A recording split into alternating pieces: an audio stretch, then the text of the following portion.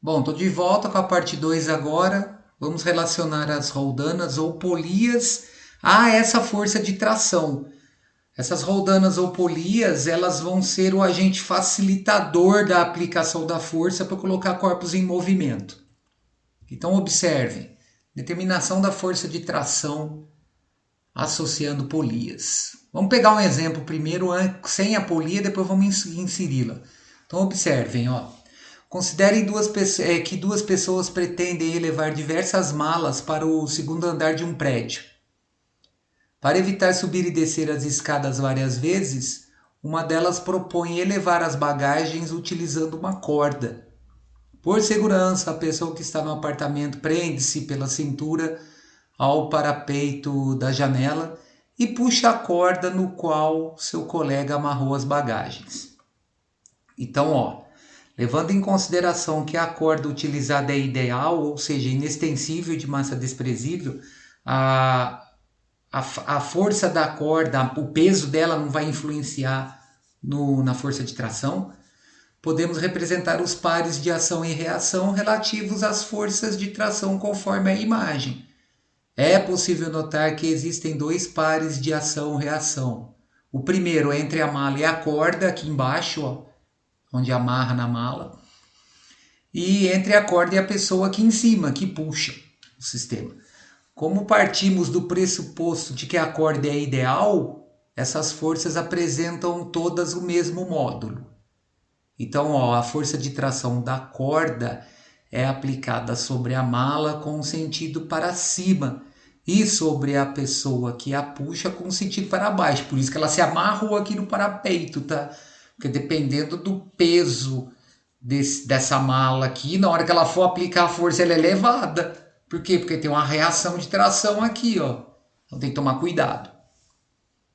Bom, então como é que eu vou calcular essa força de tração? Eu mostrei anteriormente para vocês as várias maneiras que eu posso calcular essa força de tração, porém não existe uma fórmula pré-determinada. Eu tenho que estabelecer relações. Bom, o módulo está condicionado pela ação das outras forças e pela aceleração do sistema. Todos aqueles casos que nós vimos na primeira parte. A direção é o do segmento da corda, no caso aqui, ó, a direção da força de tração é a direção no qual a corda se encontra, é uma direção vertical. E o sentido? A gente tem que analisar a ação que estica a corda. A gente costuma dizer que o sentido da força de tração é sempre o sentido da puxada, tá? Então o sentido dessa força de tração aqui é para cima, por quê? Porque ela quer elevar a mala. Então, ó, ao puxar um objeto com o uso de uma corda, a força de tração deve ser maior que o peso desse objeto em um primeiro momento para a gente provocar a aceleração para cima. Se eu aplicar a força de tração nessa corda aqui, cujo resultado seja menor que o peso da mala, o sistema não vai entrar em movimento. Inicialmente ele tem que ser maior. Bom, então o que nós vamos incluir para facilitar a vida dessa pessoa que está puxando essa mala para o segundo andar? Nós vamos incluir roldanas ou polias. Então, ó, no exemplo anterior, em que uma pessoa puxava as malas até o segundo andar de um edifício, nenhuma estratégia foi adotada para que a tarefa fosse facilitada. Uma alternativa para facilitar a realização dessa tarefa é o uso de roldanas, que são o quê? São rolamentos com uma ranhura ou sulco em seu contorno, por onde passa uma corda, cabo, fio, etc. Então, a roldana, onde eu tenho um sulco no meio, por onde eu vou passar essa corda aqui, para facilitar o deslocamento de corpos que estão sendo puxados por uma corda. Bom, se as roldanas forem instaladas adequadamente, podem auxiliar na realização de tarefas, mudando a direção da aplicação da força. Isso aí vai estar relacionado às polias fixas, ou também diminuindo a intensidade da força necessária para se puxar algo preso a um cabo, que são as polias móveis. Então a polia fixa, nós vamos observar que ela só vai mudar a direção de aplicação da força. Tem um corpo que está no caso da mala, estava no piso lá do lado externo do prédio, Se eu colocar uma polia fixa, eu puxando essa corda amarrada à mala e passando pela polia, eu vou fazer ela sair do térreo e ir para o segundo andar. Então ela só vai facilitar aqui na mudança da direção da aplicação de força. Ela não diminui o esforço. Agora, as polias móveis não, elas diminuem o esforço e nós vamos ver a seguir. Então, ó, polias fixas. O emprego de uma polia fixa confere maior conforto para quem puxa um objeto com o uso de cordas, uma vez que permite realizar a força em uma direção diferente. Todavia, a força aplicada é igual à força necessária caso não houvesse o uso da polia. Isso significa que as polias fixas mudam somente a direção de aplicação da força sem a alteração do módulo. Então, ó, esse cara que está aqui embaixo quer levar essa mala para o segundo andar, ele vai aplicar uma força na corda cujo valor é igual ao peso da mala. Então, isso daqui ele é um facilitador para deslocar a mala do térreo para um andar superior, mas ele não diminui esforço. Então, ó, suponha uma situação em que uma pessoa eleve uma mala com um peso de 100 newtons. Para elevar a mala pelas alças, é necessário fazer uma força mínima de 100 newtons. Amarrando essa mala a uma corda e passando-a por uma polia fixada na marquise de um edifício aqui em cima, ó, a força mínima realizada sobre a corda para elevar a mala continua sendo 100 newtons. No entanto, pode ser mais cômodo puxar a corda para baixo do que elevar a mala fazendo uma força para cima pelas alças, com certeza. O esforço é o mesmo, o peso de 100 newtons não vai mudar. Eu só vou ter um facilitador aqui na aplicação desse esforço. Então, ó, as polias fixas não reduzem o valor da força que deve ser aplicada, mas alteram a direção de aplicação. Então, no caso aqui, no primeiro momento, quem estava puxando a mala? A pessoa que estava aqui no andar superior, no segundo andar. Então ela tinha que fazer uma força para cima para puxar essa mala. Neste caso, aplicando a ideia de polia, essa mala vai ser elevada devido à aplicação da força para baixo aqui dessa pessoa. Observe que a tração é a mesma. Por quê? Porque a corda que passa pela polia não mudou, continua sendo a mesma corda. Então, como essas duas forças de tração aqui se anulam, a força aplicada pela pessoa é igual ao peso da mala. Agora vamos incluir polias móveis.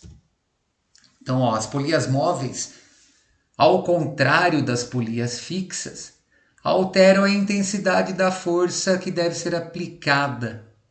Uma polia móvel inserida em um sistema reduz pela metade o valor dessa força.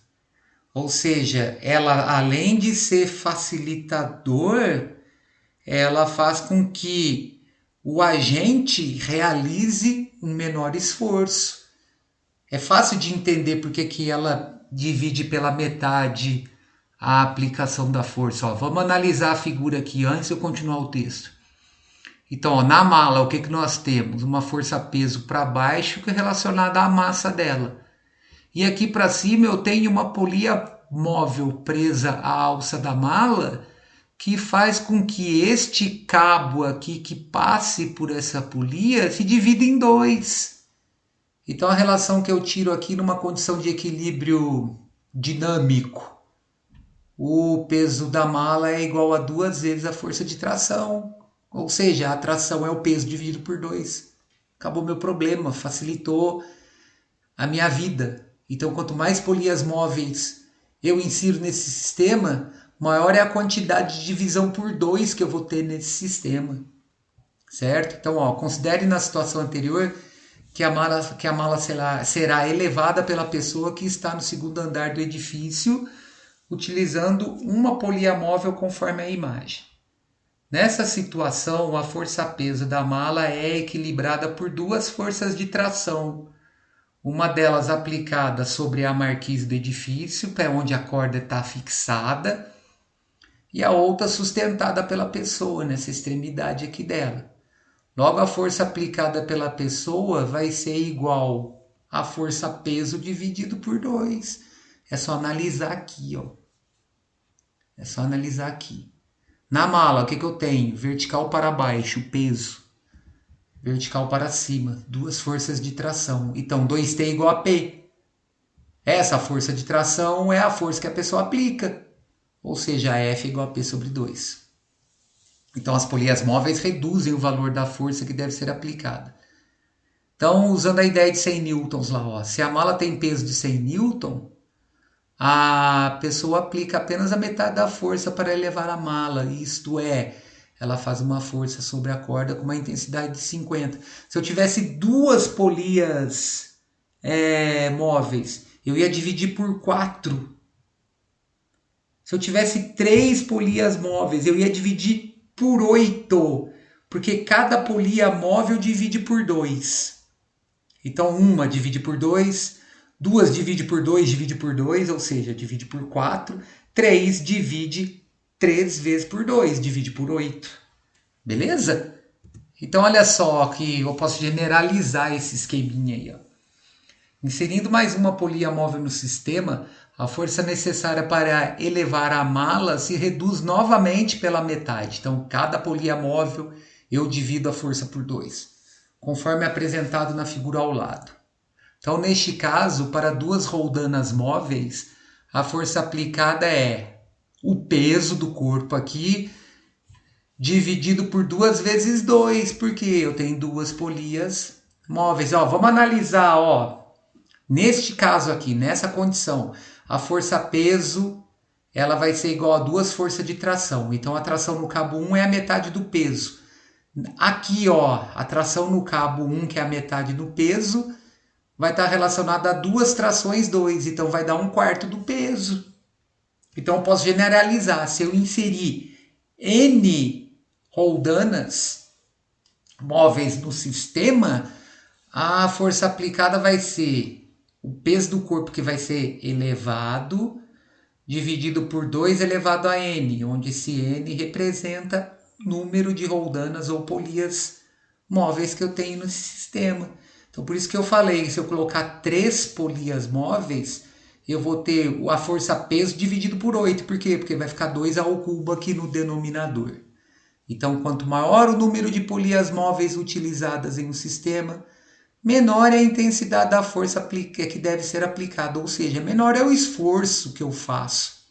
Então, neste exemplo aqui, ó, especificamente, vamos supor que o peso que vai ser elevado aqui é de 100 newtons. Qual que é a força que eu aplico aqui em T2? 1/4 dela. Beleza, pessoal? Então, com isso aqui, eu encerro esse assunto. Os exercícios dessa aula serão resolvidos na nossa aula online. Um abraço a todos e até lá!